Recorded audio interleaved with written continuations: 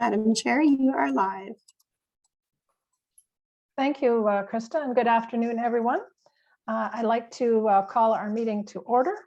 And as we usually do when we call our meeting to order, I would like to acknowledge that the Halifax Regional Municipality is located in Mi'kma'ki, the ancestral and traditional lands of the Mi'kmaq people.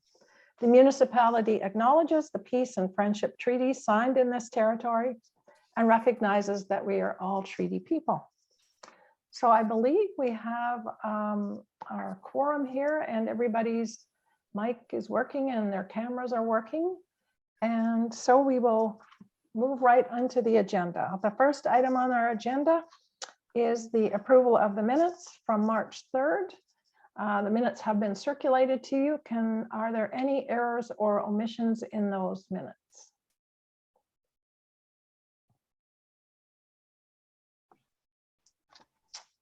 There being none, then I would ask for a motion to approve the minutes as circulated. I so move. So moved by Councillor Stoddard. Looking for a seconder, please. I'll second. I heard Lily first, seconded by Lily. I just want to point out, members, there's not very many of you today, so you're going to be busy with the motions. Thank you very much. It's been moved that we approve the minutes as circulated. All those in favor indicate by saying aye or waving your hand. Aye. Okay, motion is carried. Oh, sorry, I should call for any opposed. Motion's carried. All right, let's talk about the order of business. That also has been circulated.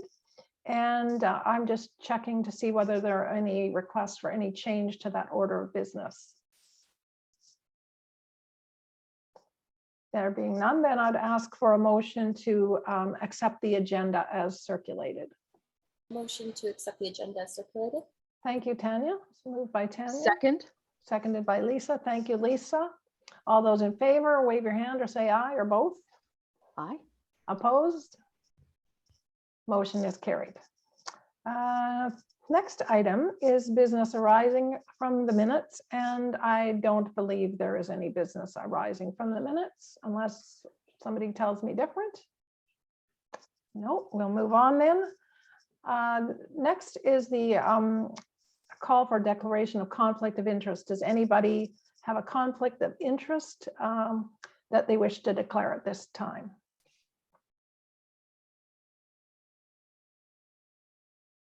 Okay, there being none. Next item, motions of rescission. There are none.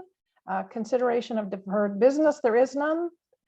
Clerk Krista, could you let me know whether there's any correspondence or petitions or delegations that have been received?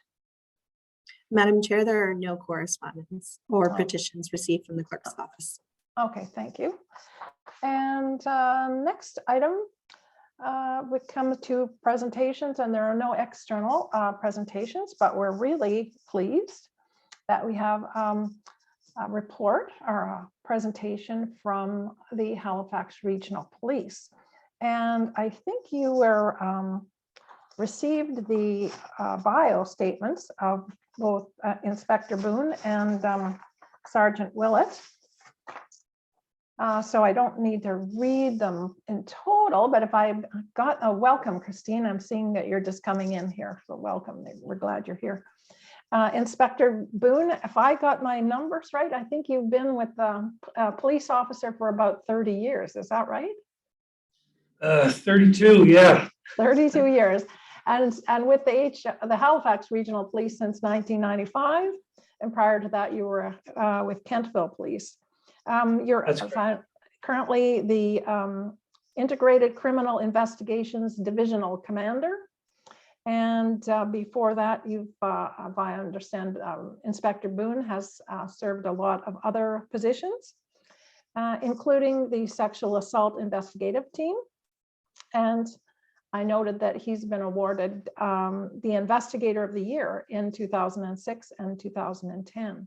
So welcome, Inspector Boone. We're appreciating having you here, and with that wealth of experience as a police officer, we appreciate that perspective.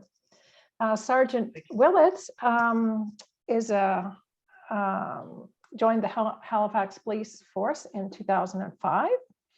And she's currently responsible for investigations of missing persons and human trafficking. Prior to that, her job was as supervisor in the sexual assault investigative team, internet child exploitation, and the drug unit. She's also served as a community constable. I noted that Catherine's a native of Halifax. This is her home, and that she's a graduate of St. Mary's University, where she earned a degree in criminology, psychology, and sociology. And she does volunteer work with Special Olympics and Feed Nova Scotia and other organizations in addition to her work. So welcome to you, Sergeant Willett. Nice to have you here. I'll refer to you as David and Catherine, if you don't mind. Is that okay? All right. Please. Thank you. And I'm Jane. So welcome, and I'll turn the podium over to you, or the video, and you go ahead with your presentation for about 20 minutes or so, and then we'll have question period. Okay. All right. So yeah, just jumping right into the presentation. Next slide, please. So today we're going to be talking about the Human Trafficking Unit and missing persons. As we go through the presentation, I'll give you just a brief overview as to who we are, what we do.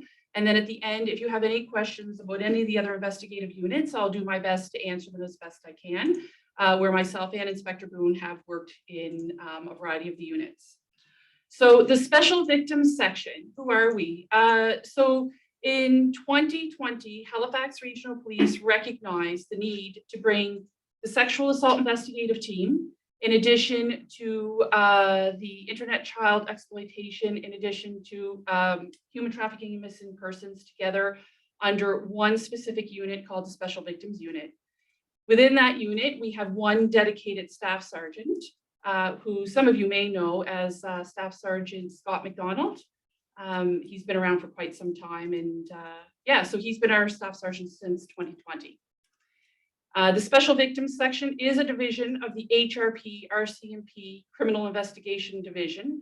So for those of you who may be unfamiliar with what CID is where the plainclothes, more specialized investigative units within Halifax Regional Police are housed. So you're going to see our Special Enforcement Section, and also Special Victims Section and our Special Investigation Section.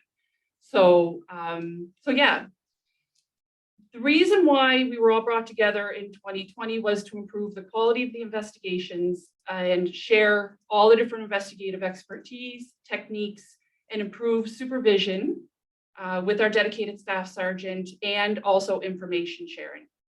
So I think the important part to mention here is that before, when we were all separate, we worked in silos, and because we're all together now, there is a wellness piece that's really important for the officers in this section that our department is very supportive of and very much aware of, that it needs to be something that's acknowledged and taken care of. So within our unit, we actually have mandatory annual psych evaluations and regular check-ins with the people on our team to ensure that we are as healthy as possible, so that we can, engage and investigate and deliver the best customer service possible when the complaints and the investigations do come in. Next slide, please.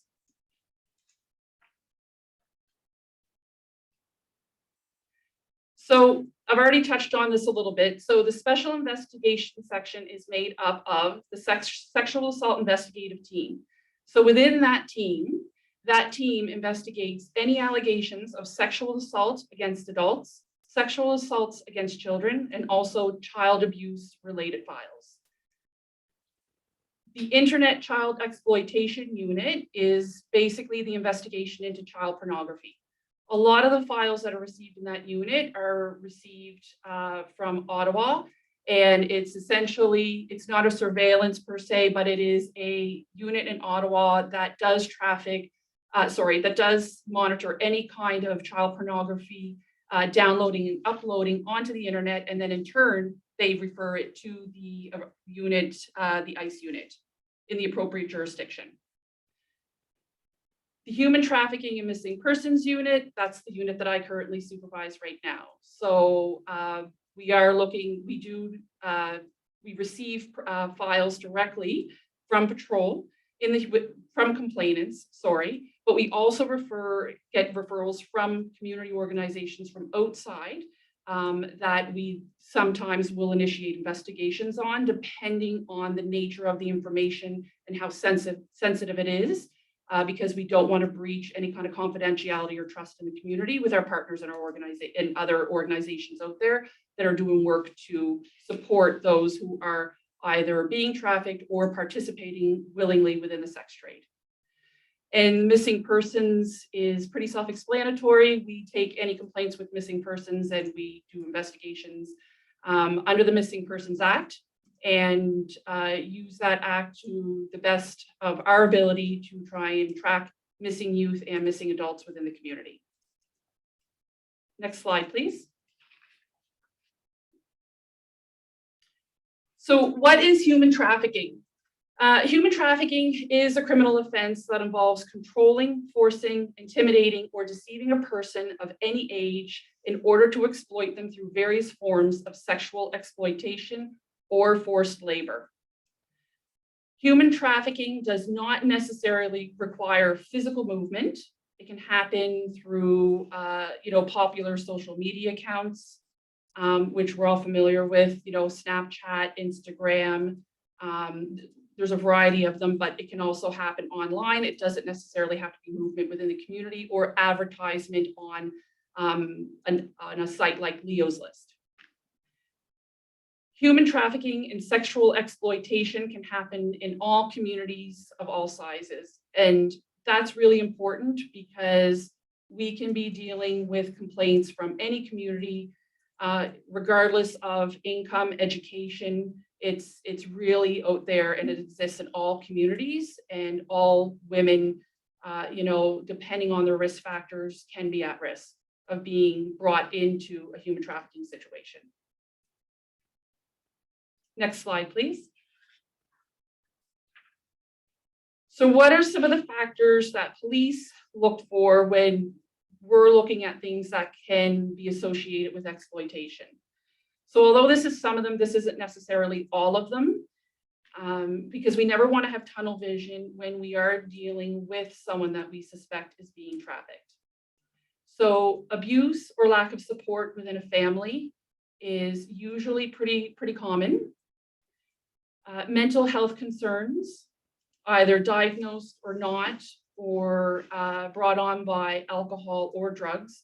Mental health plays a big role.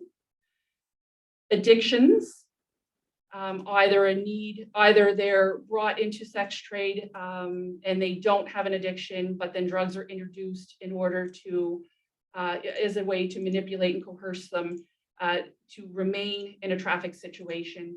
And then in some cases, the addictions piece is sometimes they may be involved in a traffic situation in order to feed the addiction. Violence in the home is a big one. Survival and then desire for a better life. So, we all see young women in the community wanting to have things and,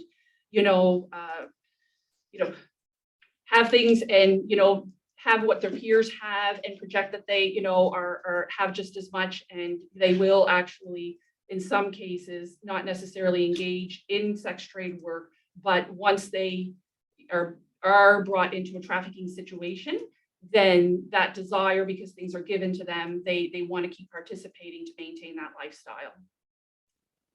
Next slide.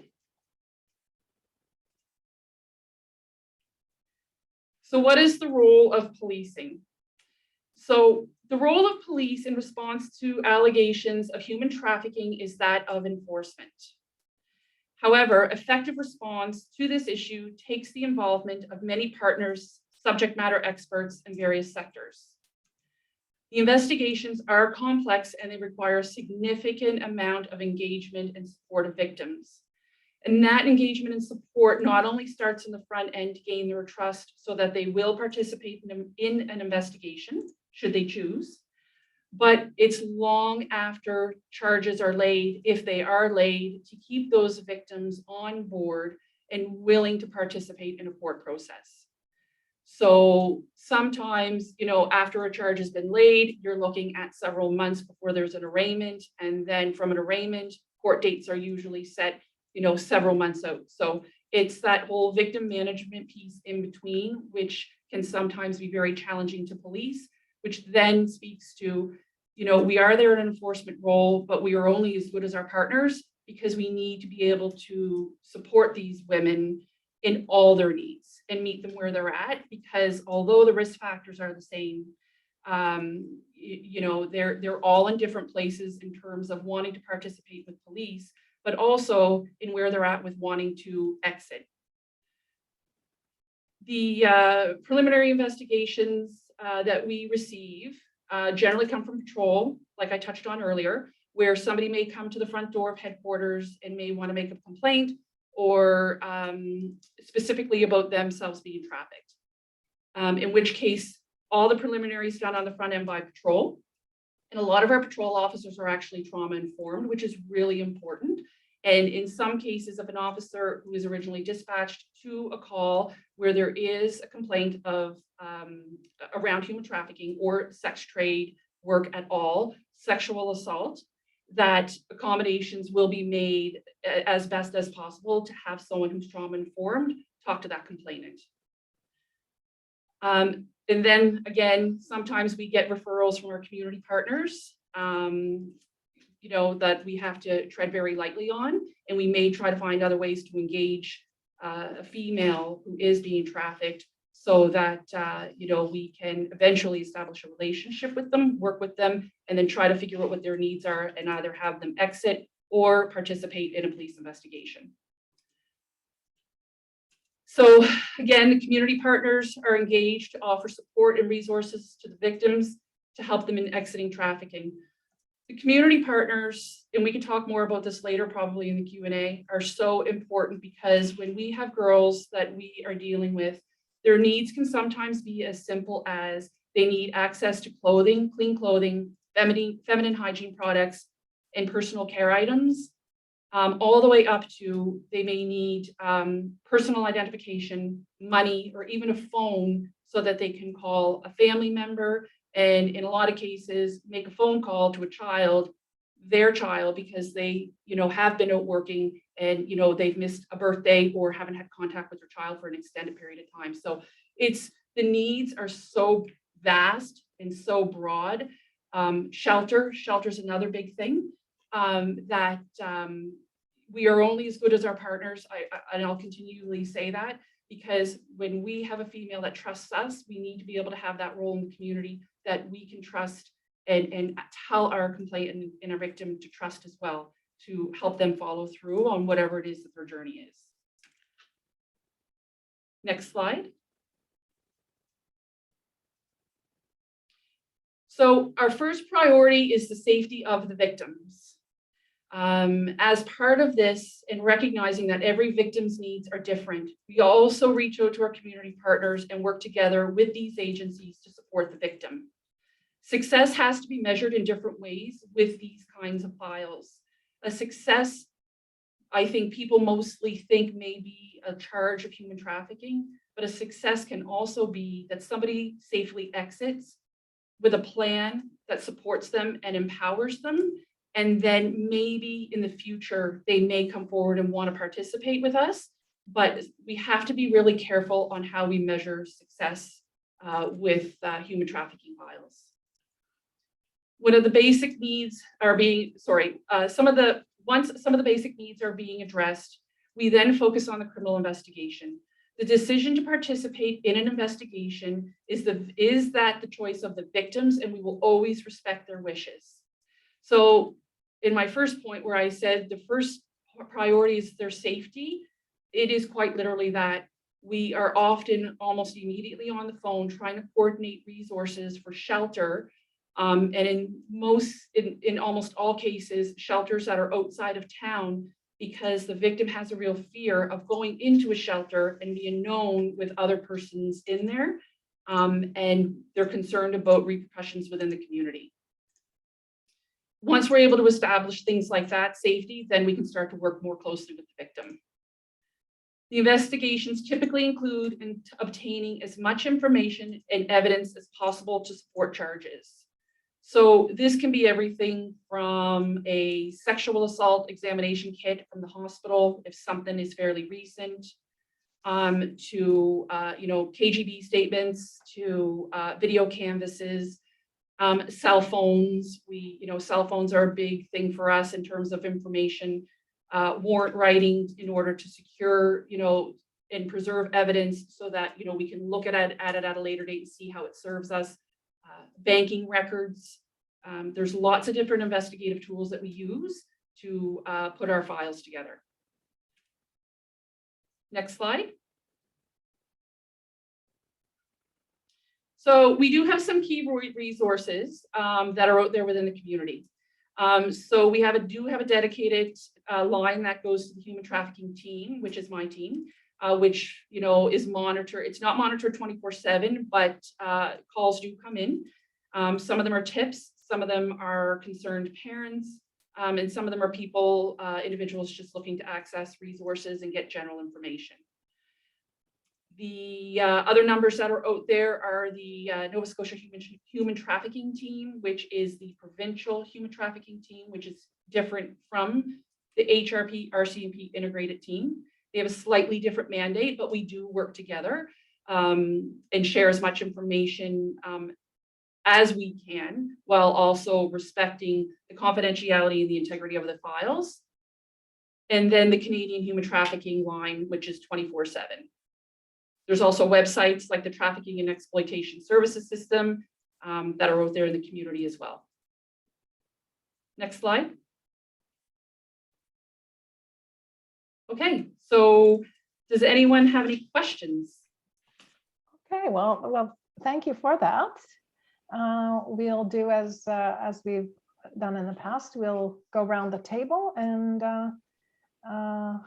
allow our members to make comments and ask questions. So we're going to start with Lily. I don't have any questions, but that was very informative. So thank you for your presentation. Great, Lily. You're welcome. Thank you. And Councillor Blackburn. Hi there. Thank you very much. And thank you so much for the presentation.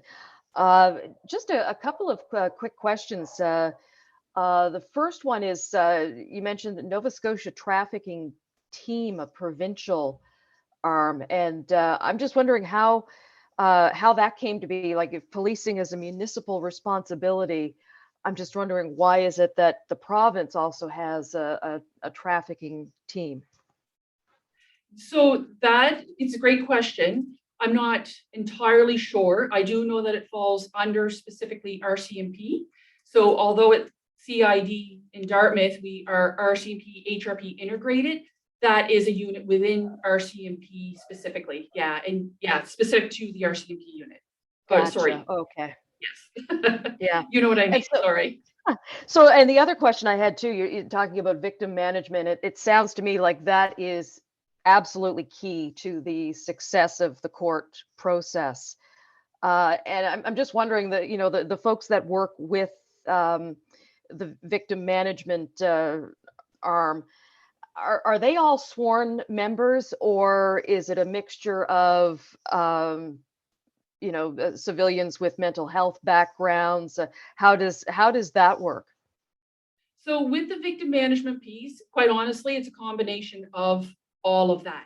So because initial contact is made with the investigators in the unit, there's usually a rapport that's immediately established between the complainant, the victim, and the investigator. So that will maintain through like the entire investigative piece into when charges are laid and through the court process. But what we'll do is we'll try to bring in as many resources as possible to support not only them, but their families as well.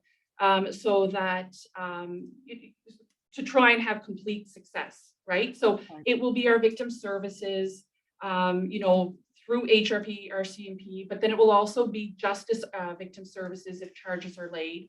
And then it's Okay. all the community groups around mental health, trying to secure housing for them. Anyone we can think of, we're on the phone, YWCA. Oh, wow. You know, it's all of these different, we have Yeah. multiple groups that we meet with and work with on a regular basis in order to try and give them whatever the victim needs. Wow. Sounds like a great holistic approach. Thank you. You're welcome. Thank you, Lisa, and thank you, Catherine. Tanya, do you have any questions or comments? Hi there. Thank you so much for the presentation. My question comes down to the data that's collected from this, from the work that you do. Is it released, obviously with respect to the confidentiality of the people involved, but is it released either internally or externally? And how is that data used to manipulate budgets that HRP sets out in supporting your unit? So I guess I'm just going to ask for more clarification. When you talk about the data and the confidentiality, in what context do you mean specifically? Like what context do you mean? Like internally within the unit or within the department or department and public? The data I'm thinking more of is just like who's affected, who are you helping, what is the picture of your work here in Nova Scotia? Like what I think a lot of people look at Nova Scotia and say, oh, you know, there's no real big issues happening there. So I'm just kind of, yeah, how does the people that you help shape the money that you spend? No, absolutely. So I'll do the best I can to answer it. I can't speak to the budgeting decisions that are made by the department, but I can speak to this. And if I don't answer your question, let me know. So I think that HRM is really unique in that we are a varsity town and that, you know, the bars per capita, we are a busy city, right? And we're also a port town. To say that it doesn't exist within HRM or people to think that it doesn't exist to the extent it does, right? It does. The thing is that numbers are great because they can give us a really, in some types of offenses, they can give us a really good handle as to what's going on. And then we can plan our response to it, right? In terms of budgets or, you know, community people that we should be bringing to the table or policies, what have you. But the thing about human trafficking that I think that I would really like to be able to convey, if anything, to you guys today is that it is so diverse in terms of how we receive the information and what we look for. So, you know, I used to be a trainer for the Department of Justice for intimate partner violence, and also working in the sex assault team and human trafficking. You know, you could be dispatched to as a police officer to a domestic violence situation and think that that's what it is, just domestic violence, when we have to look at it and say, what are the other things here that could indicate that it's a human trafficking complaint rather than just a domestic assault complaint. So we look at offenses like firearms, drugs, shoplifting. There's all kinds of different types of offenses that aren't just human trafficking that are indicators of the offense, if that makes sense. Yeah, it does. Thank you. Yeah, yes, exactly. Like the inspector said, or make up a portion of the offense, right? So last year I was asked to participate in a restorative justice session for a female who was she was alleged to have been doing a bunch of break and enters. But once we were able to work through it, you know, credit to restorative justice, they were able to say that they believed that this was actually a trafficking situation and that the female was being coerced and manipulated into going out and committing these offenses. And so, you know, it was nice that restorative justice engaged us because this female that was participating in the session that was alleged to have done the offenses had given my name and we were able to work through it, right, instead of having her go through the formal court process. So it comes up in all these different places that we just, we don't want to get tunnel vision on it because we could miss something. Excellent. Thank you. You're welcome. Yeah, thanks, Tanya. And Councillor Stoddard. Do you have any comments or questions? I do thank you for your presentation. It was a lot of good information. Only a couple of questions I was thinking about. Is there any trafficking that you know of that actually leaves Canada? Because you always hear about these overseas, you know, I won't say captures, but ladies who are going overseas, and they get told they're totally out of Canada's jurisdiction. So so I can say that our unit hasn't, to my knowledge, received any complaints of that nature.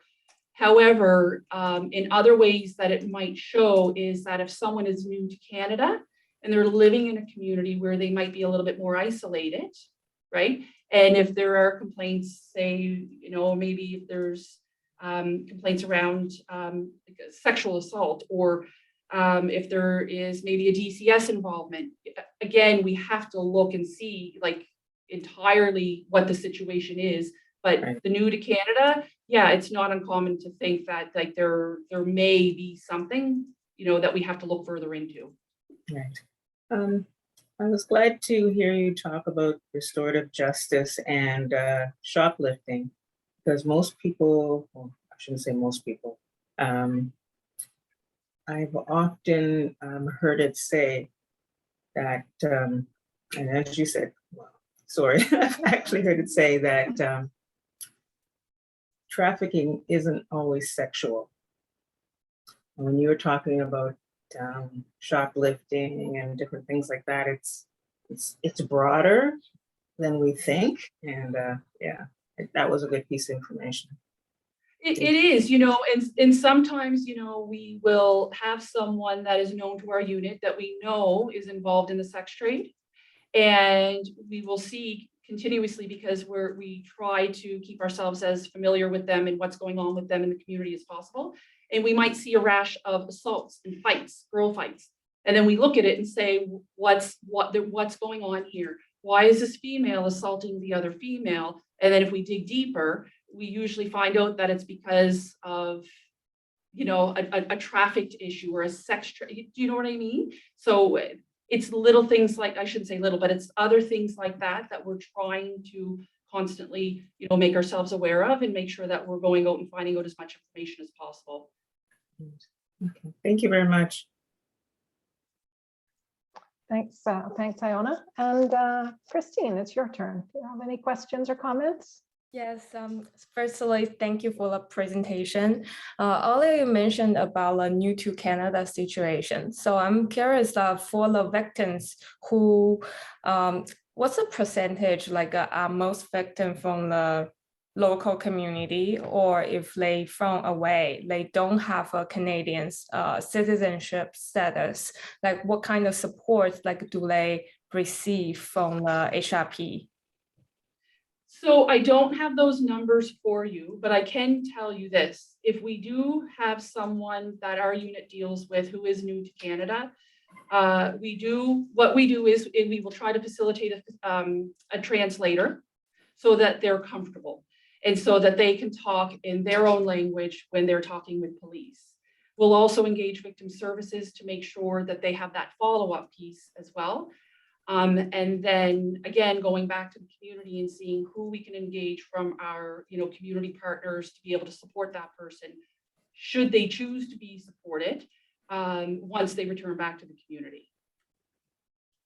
Okay, thanks. You're welcome. Christine. Anyone else? I've got a couple of questions, but some of you may have some, we have some time, so you may have follow-up questions. Anybody have any follow-up questions they want to ask? Good. Okay, so let me ask my questions, which arise out of my lack of knowledge or information. So you, Catherine, mentioned patrols. So let me just make sure that I understand what you're talking about. So you're an investigator, plainclothes police officer. And I'm thinking when you say patrols, you mean the kind of police officers we see on the street, in the cars, Yes. or on horseback or riding, or in the police station if we would go there. Is that correct? Correct, yes. So then that brings, and I think you talked about the patrols being trauma training or something. What? Right, trauma-informed response, yes. Trauma-informed response. So they would have a little bit of training and familiarity with the issue of human trafficking and where they might. So encounter it.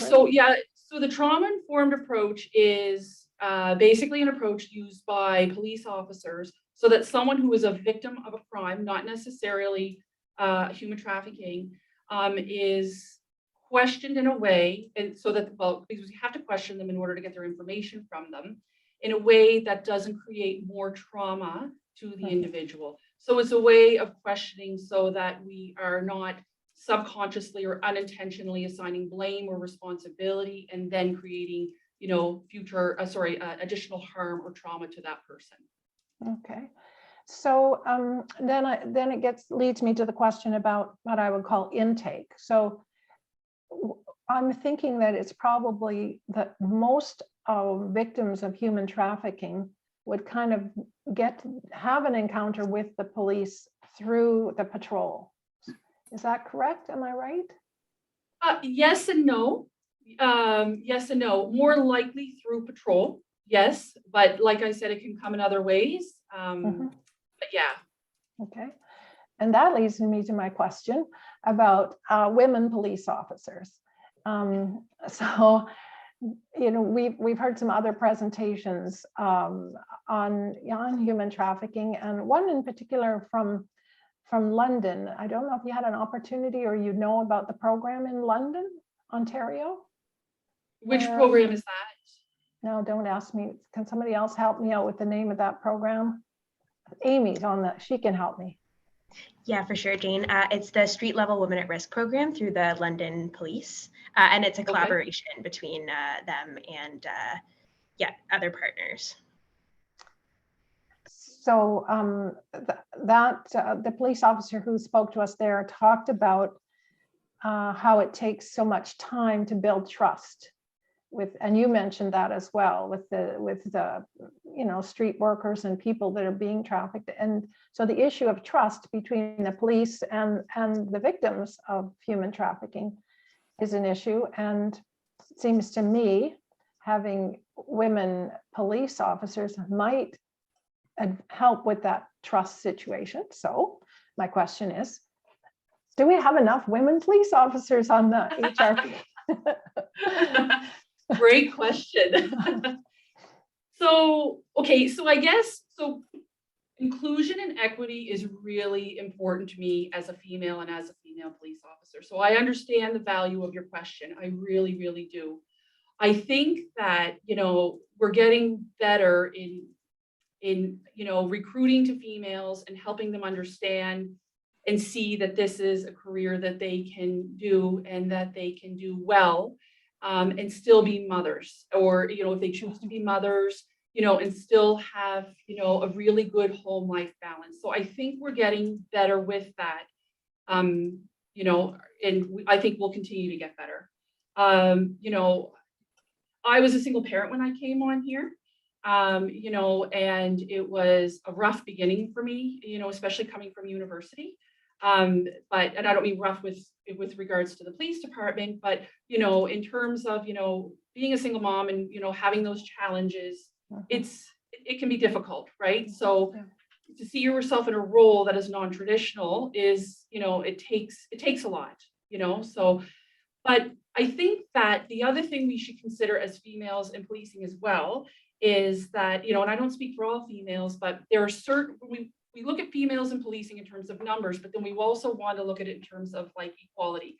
So some investigative units are seen as, you know, maybe you should have more females and maybe you should have more males. But the thing is that, you know, some of those roles that females traditionally go into are ones that are looked at as caregiving roles. So the sex assault team, right? Or ICE, or the human trafficking team. And although that's really important to have that representation, you know, we want to support women in their careers, but some of our clients really want to deal with men as well. They really do. And the men that work with the females, the females do come around, and say that, it's nice because they've been victimized by men. So to have a male presence in their life and have that trust is also, it's really important. So I think that, we have to have an open mind about that and, really see what the person needs. If somebody came to us and said that they wanted a female, or we're sensing that they wanted a female specific, we will always accommodate that. Our team is male and female. So, usually they get both, with it from a human trafficking response. And at the patrol level, we're pretty good too with representation, not only at the constable level, but the sergeant level. Sorry, that was long-winded. No, I hope that answered. Yeah, that does. I hope that answered. Yeah, well, Just to follow up on Oh, sorry. Catherine's. Yeah. Just to follow up on Catherine's answer. Since I started policing in 1990, there's been a significant increase in female officers, which is great. I've joked several times over the past few years that I'm usually outnumbered in a room. I could be the only guy in a room with 3 or 4 female officers in a meeting, which is excellent. And when it comes to a male versus a female officer, I mean, I worked in the sexual assault team for 2 years. It comes down to respect and trust. And a male officer, a female officer, if you can establish that with the victim or survivor, then that's all they really want. That's what they're looking for. So, but as Catherine said, if there's a request one way or the other, we will absolutely do our best to accommodate that request from the person. Yeah, good. So just to put my sort of bias on the table, I would not want to see a police force that was all women. I like some gender balance. I like there to be males and females. And of course, I'm a grandmother. I have granddaughters, and you like to think that your granddaughters see choices of careers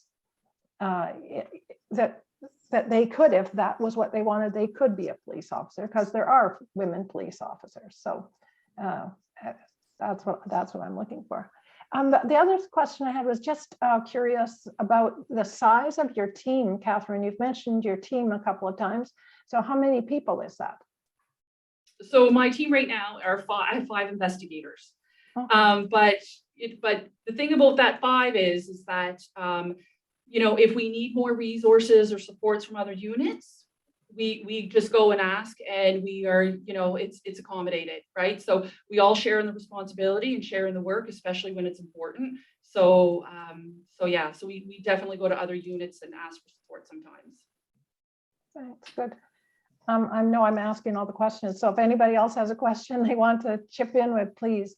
So the other question I had was just about the collaboration with the RCMP. You mentioned that a couple of times, that there's kind of a team with the RCMP. Did I understand that correctly? Yeah, so we are HRP, RCMP integrated, me and my team. And then the RCMP have their team as well. And their mandate is a little bit different from ours. I can't speak to it in its entirety. But yes, they do have their own team. They do have their own mandate. We do share a dedicated crown, which is fantastic. And we do share information back and forth when it's important and when it needs to be shared, and when we do need to collaborate on files. I think so. Catherine's team will look after HRM. Yes, sorry. Yes. Right, and then the provincial team would look after anything outside of HRM, Digby, Yarmouth, right. Those kind of other outlying areas. Right, and you were mentioning that you needed to have cooperation with some of the supporting agencies from outside the HRM, just for the safety of some of the victims. Is that, I understood that correctly? Yeah, I think Caroline would like to get in on this conversation. So Caroline, do you have Caroline is you could introduce yourself, Caroline. Thanks, Madam Chair. I wasn't sure if it would be open for staff questions, but I did have a question following Christine's. I'm Caroline Hemstock. Hello, nice to meet you. I work in the Office of Diversity and Inclusion, and I focus on women and gender equity. So just to draw on Christine's question, I was wondering, it really struck me, the definition of human trafficking and that second bullet point that talked about forced labor. So I'm wondering if there are special services that support temporary foreign workers. I know temporary foreign workers, it can be quite gendered in the area of like caregiving and domestic work and things like that. And I know that because temporary foreign workers come and they come on, limited permits, and so they don't have the same status as permanent residents, it puts them in a place to be quite precarious. They're quite dependent on their employers for things like healthcare and whatnot. And so I'm just wondering if there are special supports or services that seek to address the needs of this group. And I'm wondering, so that was kind of question, comment, and I'm just wondering if that community, if it's heavily reported, the experiences they might have. I come from Alberta, and I know that in Alberta, there's quite a bit of human trafficking of folks who are temporary foreign workers in the resource extraction industry. And obviously Nova Scotia is a little bit different, but I was just wondering about temporary foreign workers and human trafficking. Yeah, so what I can say is that I don't have any knowledge of there being a case that's reported with a temporary worker. But if there was to be a situation where that did occur, again, that would be something that we go to our community partners and we would identify that there was a unique need and then rely on them to help us coordinate that or find that resource for that person in order to support them.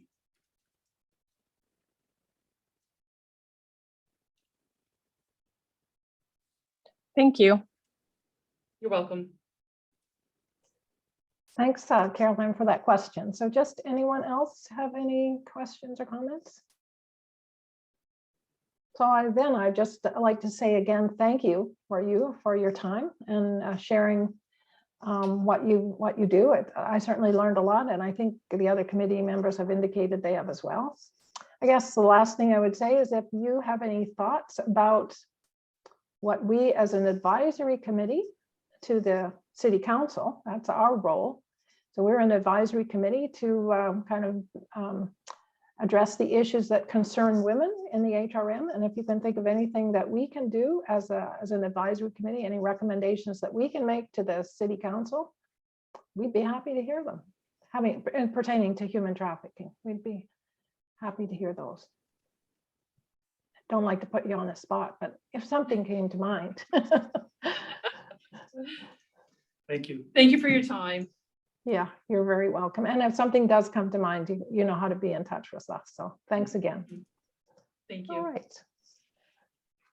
Okay, we'll move on to the next agenda item, which is Caroline, over to you. Caroline is going to update us on the International Women's Day, just a little bit of debrief on that. And then I think she's also going to give us an update on the activities of the Office of Diversity and Inclusion. I think she's got some things to share with us there. So over to you, Caroline. I can't hear anyone. I'm wondering if my audio is working. Can you hear me? Yes, we can hear you. Okay, wonderful. Can you hear me? Yeah, I can. Thanks so much. Okay. Thank you, Madam Chair. Yeah, I will give a little update from International Women's Day, which happened last month, about a month ago. There was a request from our chair to just give a little bit of kind of statistics on the event and how it went. So we offered this event virtually, right? So we were streaming it, and obviously our preference would have been to have an in-person gathering. I think we're all kind of done with doing the Zoom meetings and whatnot, but at the time it was safest to meet virtually and to stream it. So we did stream on YouTube, and we also had people joining us on Zoom, kind of like a webinar platform. So we had about 193 people, residents from the municipality, join us via YouTube, and then we had another 150 join us on the Zoom platform and kind of interact in the chat and whatnot there. I'm really happy to say that because of COVID, we've learned a lot about how to be accessible and how to support folks with accessibility needs. And so the event did feature American Sign Language interpretation, and it had closed captioning. And I'm really proud that we were able to do that. I think it's important for us to reduce those barriers to participation, particularly when we're hosting events online. And we were taking we were using an accessibility and intersectional lens throughout the program development with our partners. So I think I've mentioned who our partners were a few times, but we had the libraries with us. We had the Transition House Association of Nova Scotia, Immigrant and Migrant Women's Association, the YWCA, and the Nova Scotia Council on Advisory Council on the Status of Women, which is a lengthy name, but Status of Women. And they were very generous and provided funding for the event as well. I think there are two highlights. We had a really great conversation that was moderated by your colleague Haneen on housing and the gendered impacts of housing. And I think a lot came out of that. There was a lot of learning, as well as we had a really lovely keynote by Natil Batiste, who's the first, I think the youngest elected member of the Acadia First Nation. And so themes around the intersections of reconciliation and gender came up, and I thought that was really powerful.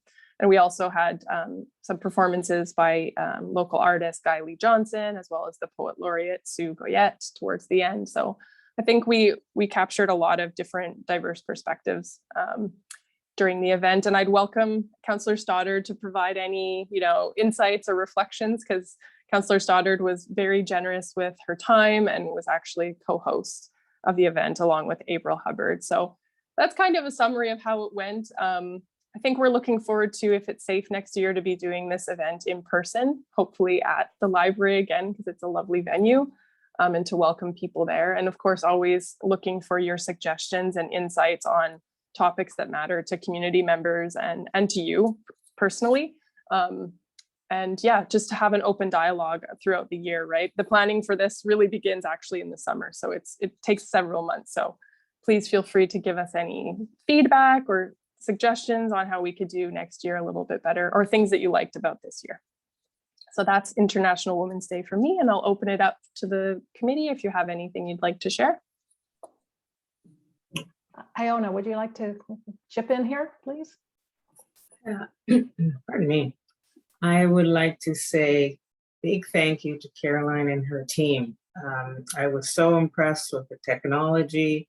We had, like you were saying, we had chat lines, and we're picking up questions there. And there's a few people that actually were in the audience, and they had questions, and they worked out a way to get the mic safely to them. It was amazing. I wasn't ready for all the talent that was available there, and all the the creativeness to get around COVID. So it was very nice. The behind the scenes was amazing. I was, there's times that I was just sitting back and watching, the video or seeing the dance, and I was just like, Caroline and her team were just, they were just amazing. And I was awesome. I was very impressed, and I was privileged to be a co-host. And I thank Caroline very much for the invitation. It was an awesome day. Thanks, You did an Iona. awesome job. Yeah. Anyone? I was just going to ask, anybody else want to, any comments from anybody else on the event? Well, I just want to echo Councillor Stoddard's thanks to Caroline. I thought it was a tremendous day. I really enjoyed it. And I loved it. I thought Haneen did a great job. Iona, you did a great job. And I loved being exposed to the artists, the poets, those are people that I didn't know and would not have known had you not invited them and had them share their talents with us. And so personally, I just really enjoyed it and want to say thanks. Appreciate it. Yeah, it was our pleasure. We had a lot of fun planning the event. It's always a lot of work to coordinate an event like this, but it's really worth it once you get there. And so I have to say a tremendous thank you to all our community partners. We couldn't have developed the program without them and their contributions, and of course all the people that participated, the artists. Absolutely, we had several features based on some of your recommendations. So we were spotlighting local organizations and business and nonprofits. So we couldn't have done it without community. And so I think that was the really fun part. All right. Do you want to change hats and talk about about the activities of the Office of Diversity and Inclusion. Sure, yeah, I'll try not to be too lengthy. You can cut me off, Jane, if I go over time. I think we about 3 things that I want to provide an update on. So first I'll start with significant dates, then I'll talk a little bit about gender-based analysis plus, and then end it off with a request for the committee for your next meeting in May. So significant dates that are coming up you might want to be aware of is that April, we're actually in April, is Sexual Assault Awareness Month. So this year's theme is building safe online spaces together. I think it's a really timely theme given how much time we spend online, both personally and professionally these days. So the theme is in recognition of the prevalence of harassment, cyberbullying, and sexual abuse that takes place online in online spaces, and obviously the gendered nature of that. And May 5th is Red Dress Day in honor of missing and murdered Indigenous women and girls. I think you can expect to see some initiatives happening with the Mi'kmaq Native Friendship Center, and I know that the municipality will be doing some recognition in this area. Cheryl Kopage, who you met at a previous meeting, will be working on that, I think with the libraries as well. And yeah, so that brings me to gender-based analysis plus. We used to have this on our item as a standing item, on our agenda as a standing item. And so I wanted to give you an update on what we're doing with that. We're continuing to work with business units who reach out to our team to support them with the use of the gender-based analysis plus toolkit and that lens. And so we're seeing a lot of engagement around that, which is really good. And I think that has a lot to do with the training that's recently been launched. It was launched in January, so that's open to all municipal employees via corporate training. So our next session will happen on May 25th, and it'll be full day. And it's the first time that we'll be able to do it in person, safety permitting. So I think that's really good. I think in-person learning is really really impactful. We've been doing a lot of online stuff, which is good too, but it'll be good to be in the classroom. And then we're working with public safety. So we're working with Amy Brierly on several reports actually that have come out of motions from the committee members and from all of your hard work. The one that's on our desk right now is the exploring potential actions to combat anti-Muslim hate and racism, particularly with respect to women and gender diverse folks in HRM. So we're doing some community engagement with local organizations that work in community. And of course, we'll also be doing a jurisdictional scan of what other municipalities are doing. So that's GBA plus. And last, but definitely not least, this is the ask of the committee. Over the last, I want to say since the fall, we've been working on the early phases of a women and gender equity strategy. So essentially this would be a guiding document that will help us as a municipality advance gender equality in the region. So it'll be both internal for the work that we do as municipal staff and things like training and whatnot, but it's also external. So with regard to public service. And this is in alignment with our council approved diversity and inclusion framework. So what we're doing right now is looking at, we're doing community engagement with our partners, so organizations that work with women and gender diverse folks, and asking questions about how we can do better, how we can improve our services, and how we can reduce barriers that are related to gender identity and expression. And so we'd like to come and have a conversation with the committee about the strategy and get some input from all of you. So we may be coming back multiple times because we're still in the early phases, but the feedback that we're gathering right now is going to form part of a What We Heard report, and this is going to be used to draft the strategy. I should also mention that we have a bit of a work group of staff from different business units that are supporting us with this so that we can draw from knowledge of across the organization as we do this. So we're hoping to have maybe 45 to 60 minutes on your agenda next time, and we could send the materials and the questions for you to read and think about before we facilitate a conversation in May. So that is our ask, and we would love to have that conversation. And if May doesn't work, we could certainly explore June too. There's no urgent deadline on that. So I will stop talking and open it up to the committee members. Thanks for letting me give you that update.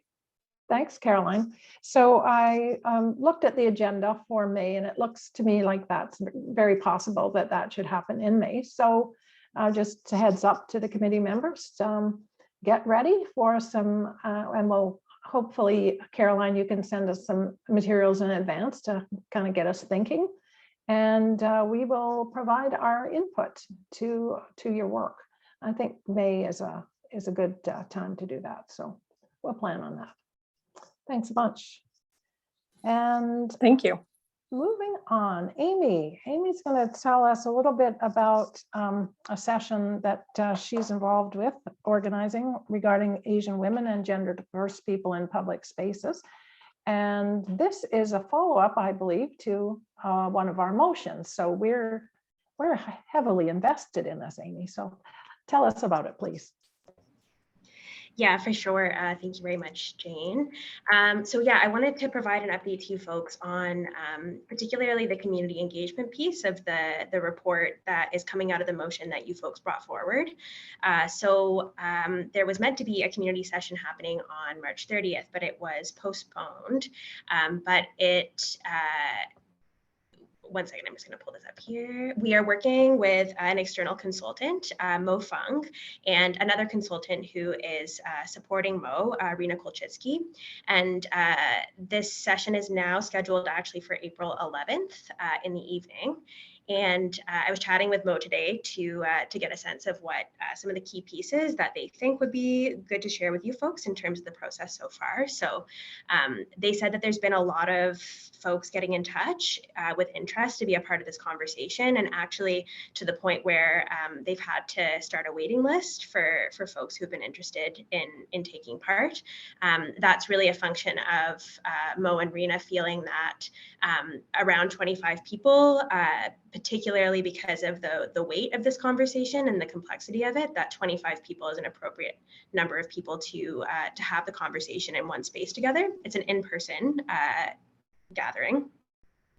Mo has been doing a really fantastic job in terms of getting the word out. They created a poster that they translated in 5 other languages that they've been posting in various association groups and places throughout the community. Mo also mentioned that, so this conversation is a closed space for women and gender diverse folks who identify as East Asian and Southeast Asian. But Mo has mentioned that there were a lot of folks who got in touch and were asking them, will there be an opportunity for there to be a conversation about the perspectives of South Asian women and gender diverse folks, really noting that while there may be a lot of similarities in the experiences of folks across Asia, that Pan-Asian experience, there are a lot of differences as well. And so that'll be something that will be integrated into the report, really that lens that there is opportunity here to have further conversations, to be able to provide spaces for other folks, because there definitely seems to be an appetite to be having these conversations and for the feedback to be channeled to support our work and to guide where we go as a municipality. So yeah, all of that to say, Mo is feeling really good about it, and Mo and Rena are super skilled facilitators, and I'm really looking forward to hear what will come out of the conversations. Mo will be preparing a document that will be integrated both as an attachment to the report, but also threaded throughout the report. So yeah, really excited to see what comes from that.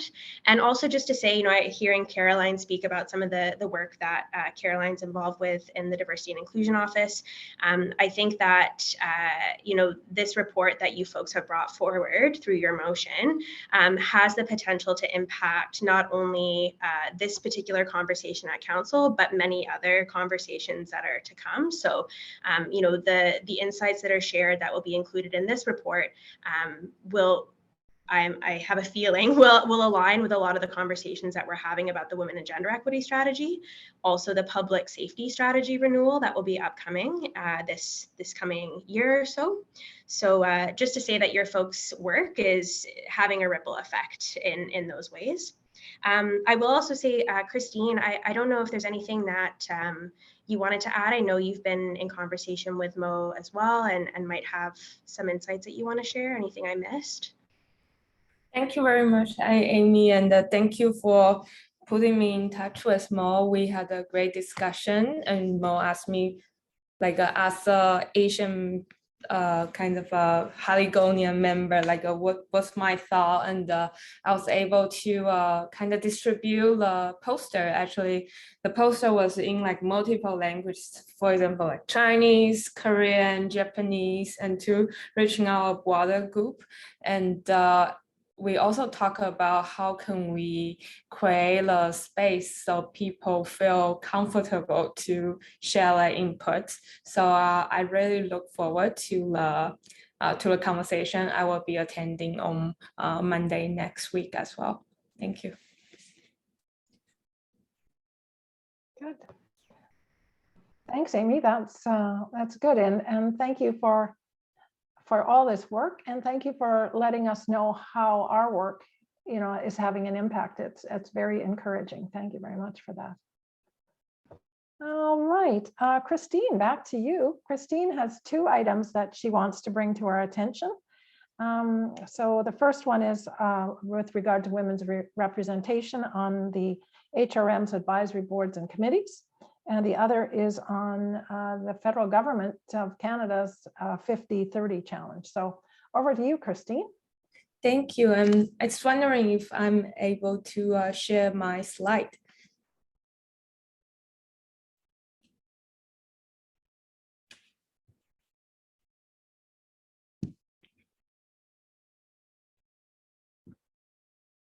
I think if someone can make me the host, I will be able to share the. Or Krista might be able to share slides. Krista, are you there? Oh, Yep, we've done that. Yeah. We're good. Thank you. Can everyone see my screen right now? Yes? Yep. Perfect. First of all, thank you so much, everyone, for your time to let me talk about these 2 important topic.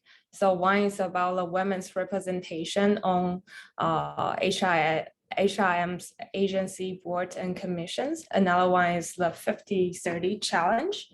And then, so first of all, you may wondering, why do we need to talk about this? The reason why is on our work plan, like we put it as one of the priority number 3, to review the existing municipal policies using gender-based analysis with emphasis like with items representation on women's representation on the municipalities of ABC. And the document I'm showing you right now is called a Diversity Lead Report, which I find is a very informative report. This report has been conducted by the Ryerson University. It talks about the diversity representation in leadership, comparing the data, the numbers about like 8 Canadian cities.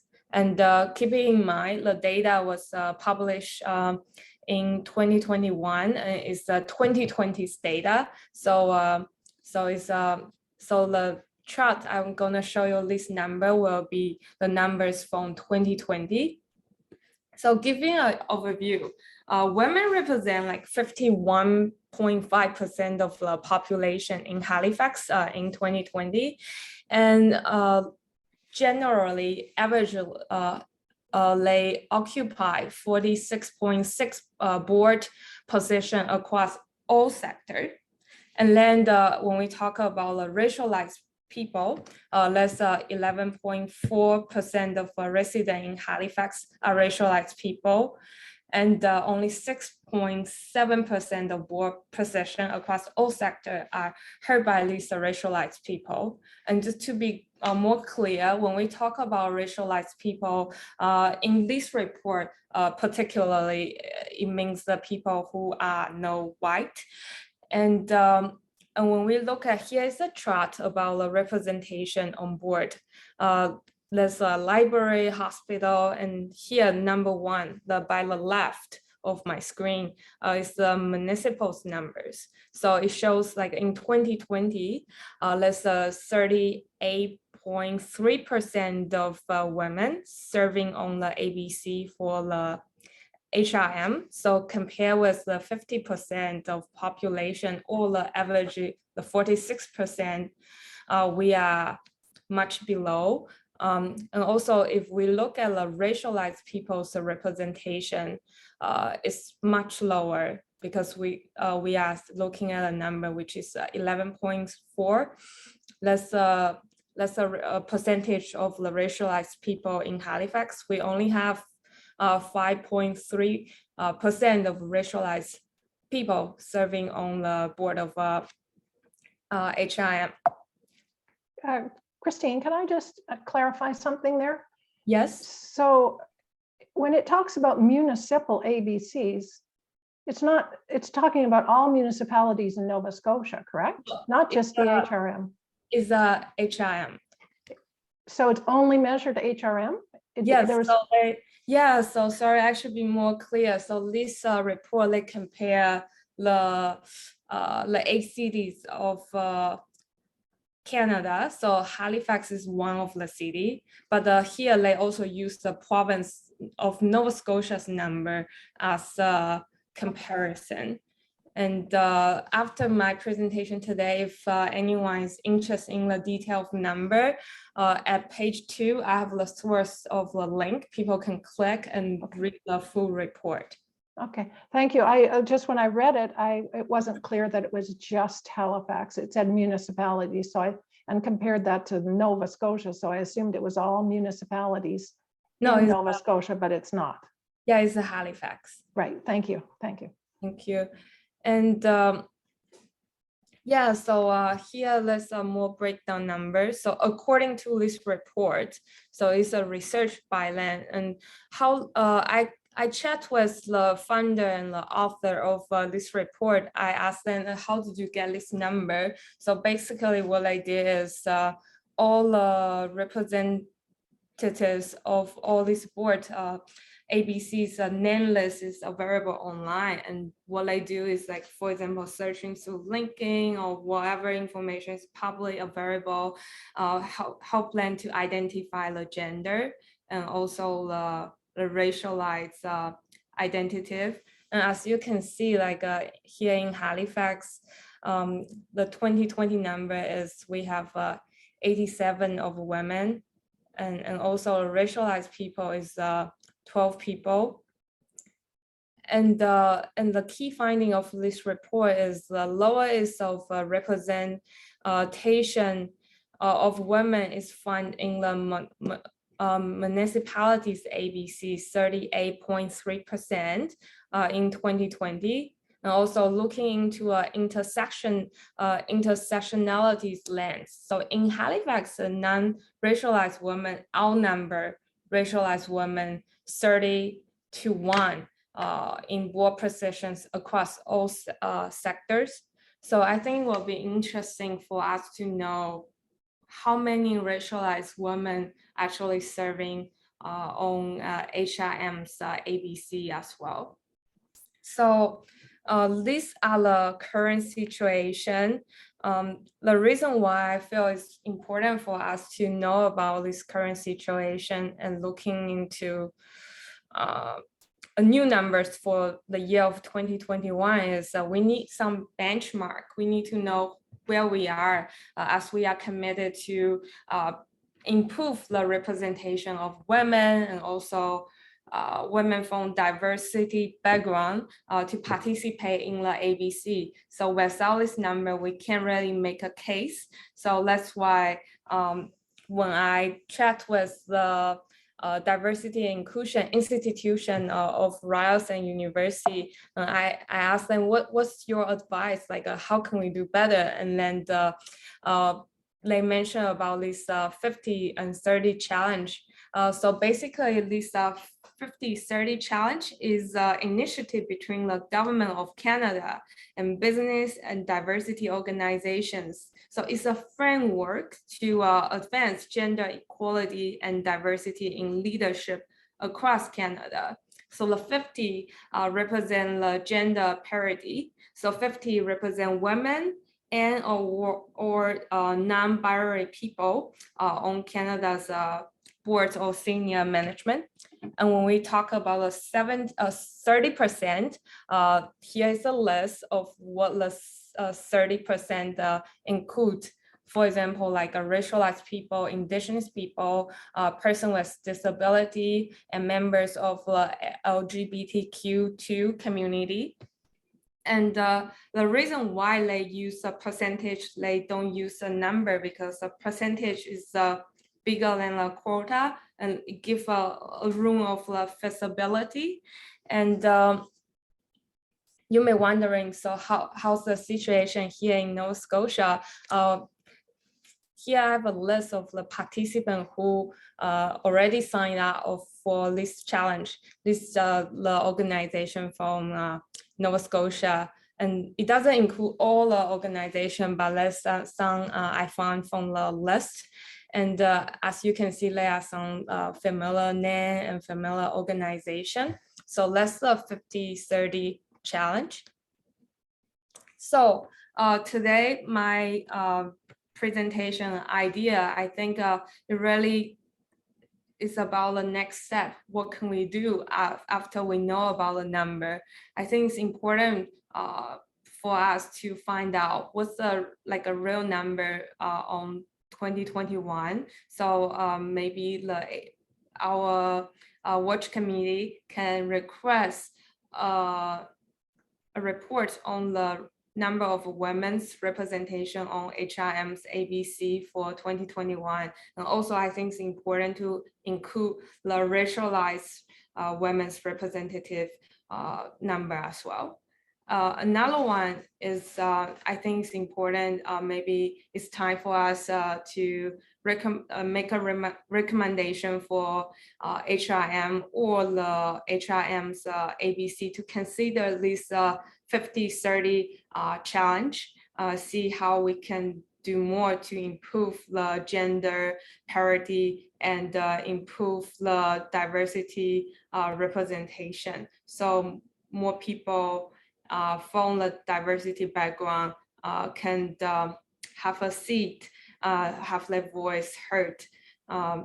Yes, so this is my idea. I'm really looking forward to your thoughts and have a discussion with you.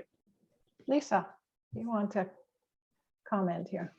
Yeah, no, this is great. Thank you so very much for bringing this forward. I'm thinking that a good next step on this would be perhaps to get a presentation from the clerk's office, maybe get our chief clerk, Ian McLean, to come in and give us a presentation that will sort of walk us through the process on how they recruit for boards and committees. It is a pretty extensive process, and there are a number of things already in place to make sure that we have diversity on those boards and committees. But I think a good next step before moving forward on this would be to get some more information from the clerk's office so that we can see what they do, and then we can examine and see where the gaps are. Thank you. Yeah, thank you, Lisa. Great suggestion. Anyone else want to comment?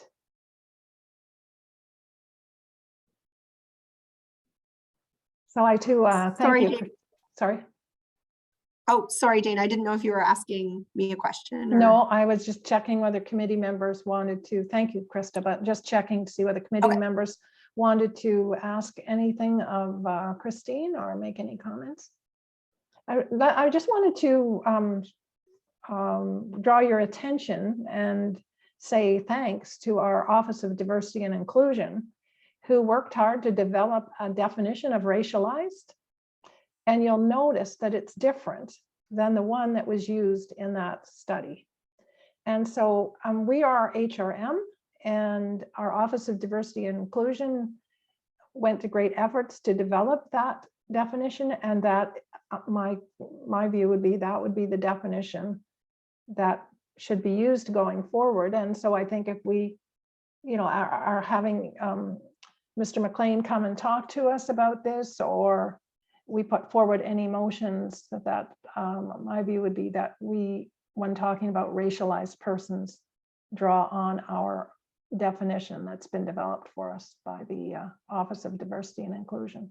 It's just a little broader. Yeah, I think, Jen, I totally agree, like kind of align with what HRM is using, but they also kind of give us an idea. For example, a report actually also including the indigenous people as a percentage, but the percentage is very low of this broader concept of racialized people. So it's concerning.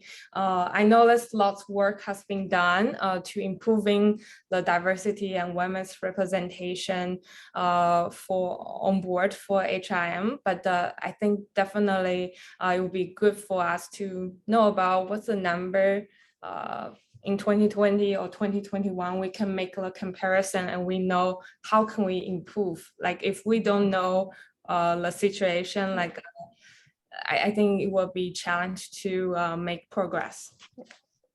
Yeah, I think there's certainly lots more information that we could get on this that would help us make some recommendations. Yeah. One of the things that interested me when I looked at the information you sent, which I so appreciate, Christine, is they talked about the voluntary sector. And I'm involved in other volunteer organizations, and I'm not sure that it would be evident who is a racialized person, who is an indigenous person, and nobody asks. I mean, you can volunteer on a board without identifying that. So it'd be very tricky. It's interesting how they got their data. I think how would they have obtained that on voluntary boards? The municipal or provincial boards, that information may be gathered from people as they apply. So you actually have some hard data, but some other organizations might be difficult. Nevertheless, it's important. It's a good thing we're doing it. Yeah, it's good. It's difficult information because I don't think legally we can go, we can ask, but there's always the opportunity to self-identify. Yes. And if people self-identify, great, we have the data. But if people choose not to, then yeah, exactly. Getting the data is a bit challenging. And I've noticed that applications for boards and commissions, a lot of racialized people think they will be further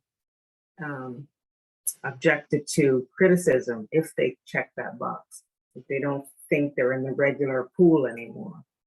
So I noticed that sometimes there's hesitant for racialized people to even identify. Yeah. Well, a challenge to get that information. Thank you, Christine. It's an awesome presentation. Yeah. Any last words, Chris? Oh, sorry, Caroline, you wanted to add. Sorry. Yeah, I just wanted to thank Christine for your presentation. I found that really, really informative, and I think it confirms or expands upon a lot of the research that's been going on for several years. The Diverse Voices for Change project that HRM was part of through the Federation of Canadian Municipalities identified representation on at leadership level and decision-making tables and boards and committees as a really important, essentially, indicator of gender equality for municipalities. I really liked the 50-30 challenge because it adds that layer of intersectionality that may be missing in just talking about parity, because if we're talking about parity, we're assuming that there are only two genders, because we're assuming that they're equal, and that I love the nuance of that. And I think that that's really important to also bring in the other parts of people's identities, like folks who are experiencing racialization or identify as Indigenous. It's really important. So thanks for bringing that forward. Thanks, Caroline. Great. Yeah. All right, let's move on to our next item. Councillor Blackburn, I think it's your turn. You're going to give us a little update on council activities. All right. Yes, Thanks. I'll keep it quick. So since our last Women's Advisory Committee meeting on March the 3rd, Regional Council met 3 times and Budget Committee met 3 times. So some of the things that have passed include a motion to endorse several green capital projects in the municipality, including phase 2 of the Sawmill River daylighting, that's in downtown Dartmouth. Also, the renewal of the Lake Major pumping station and the Highway 101 landfill gas system. Another amendments to our procedures of council have been passed that will allow us to continue to hold virtual meetings should we choose to. Just as an aside, we started down the path of going back in chambers, but the latest spike in COVID cases has sort of led us to rethink that. And this amendment to the procedure of council gives us the option now of doing that. And the ultimate goal here is to get hybrid meetings, so meeting situations where we have a few people in chambers and some people joining virtually. And I know that the clerk's office is working really, really hard on that.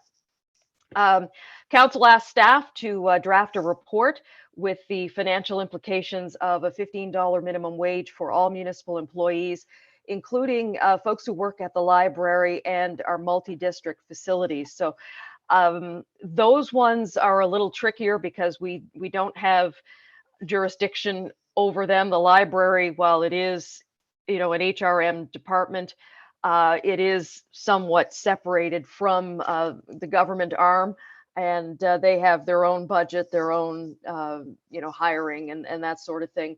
And also multi-district facilities. We have a lot of our community, like the community center that might be down the street from you. Even though it has an HRM sign on it, it may not actually be staffed by HRM staff. A lot of our facilities are run by volunteer boards, and those volunteer boards are sort of the official employer for people that work at those centers. But there is definitely an unfairness there where you have 2 community centers and on the surface they look exactly alike. One is run by HRM, one run by a volunteer board. One has the ability to, pay $15 an hour minimum. The volunteer boards, don't necessarily have to follow that. So we're just working on that right now to try and see what can be done to fill that loophole. A motion was passed committing up to $50,000 to support humanitarian efforts in Ukraine. A report is going to be coming back to council recommending organizations to get that funding. At a public hearing, council voted in favor of the Waverley Inn project. That's going to see a 10-story inn built in behind the heritage property.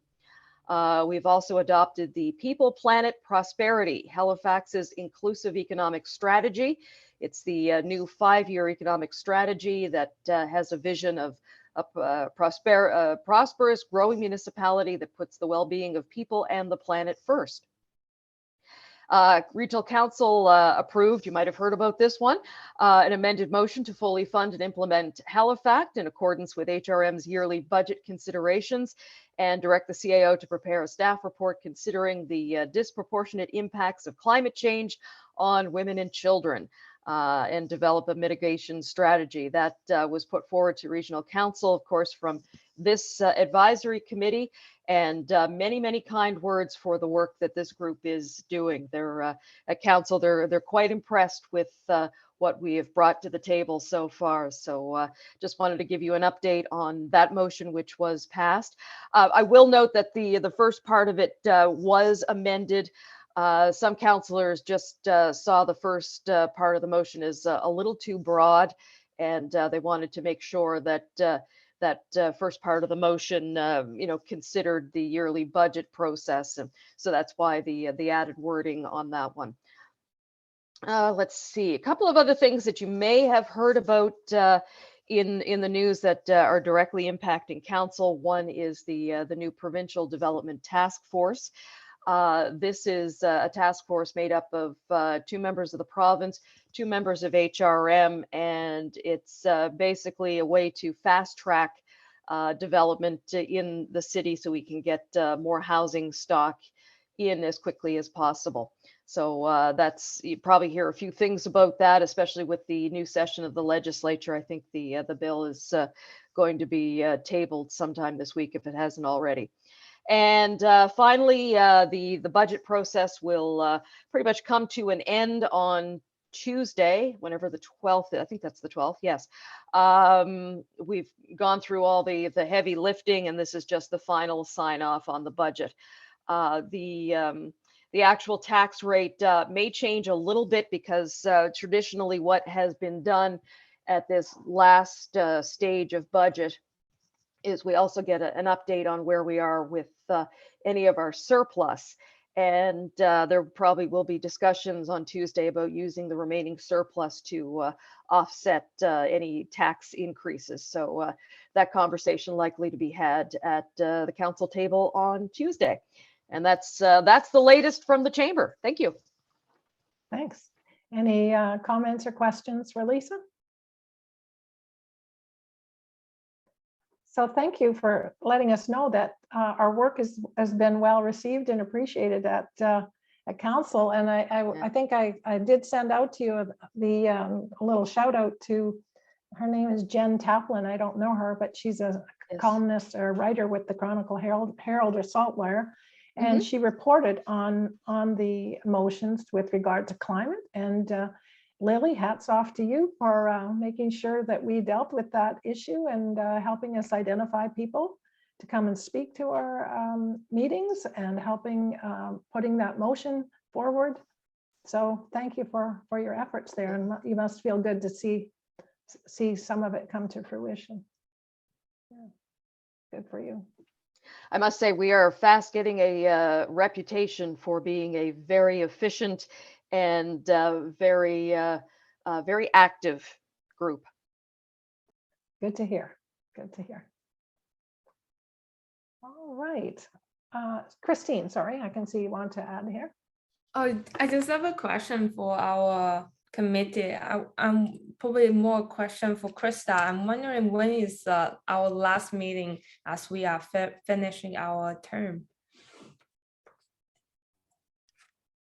So members would stay on. There is a spring recruitment, but members would stay on until they're notified that their position has been filled. And I believe the members whose terms are up would have been notified if they wanted to reapply. That said, if members don't want to go past the deadline, which I think is April 30th was the one, if your term is coming to an end at April, I think that's the date. They can either formally resign in writing, or they can just carry on until they're notified that their position has been filled. Okay, thank you. Thanks, Krista. All right, our next meeting is May 5th. I continue to hold out hope that we will be meeting in person one of these days. Just looked like April was not the month for us to be doing that. Who knows, maybe by May. We'll just take it as it comes. And but the date is May 5th, and we'll see you then. And could I have a motion of adjournment, please? Motion to adjourn. Thank you, Lisa. Meeting is adjourned. All right. Thank you so very much.